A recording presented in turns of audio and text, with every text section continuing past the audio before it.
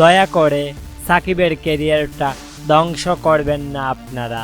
হত্যা মামলার বোঝা মাথায় নিয়ে রাওয়ালপিন্ডি টেস্টের পঞ্চম দিনে মাঠে নেমেছিল সাকিব আল হাসান।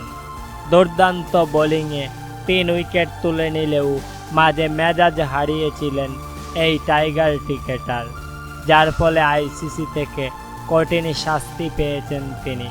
তার সঙ্গে স্লো ওভার করার কারণে পয়েন্ট হারিয়েছে বাংলাদেশও।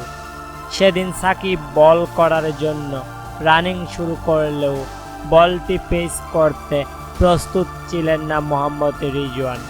আর তাই তো সেই সময় দেখা যায় সাকিবকে মাঠেই রেগে যেতে, এমনকি মোহাম্মদ রিজওয়ানের ওপর বল ছুঁড়ে মারেন সাকিব। আর সেটা দেখে বোঝা যাচ্ছিল যে সাকিব ইচ্ছে করেই রাগে বলটিকে ছুঁড়ে মেরেছিল মোহাম্মদ রিজওয়ানের দিকে। এদিকে সাকিবের এমন কাণ্ডে আইসিসি থেকে কঠিন শাস্তি পেয়েছেন তিনি। অন্যদিকে দেশে আসলেই হত্যা মামলার দায়ে গ্রেপ্তার করতে পারেন সাকিব আল হাসানকে।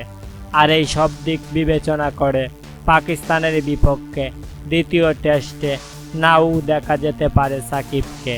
এদিকে সাকিব ইস্যুতে সাবেক বিসিবি সভাপতি নাজমুল হোসেন পাপন বলেন, আমি জানি সাকিব একটু রাগী, বর্তমানে সাকিবের মাথায় অনেক চাপ, দয়া করে সাকিবের ক্যারিয়ারটা ধ্বংস করবেন না আপনারা।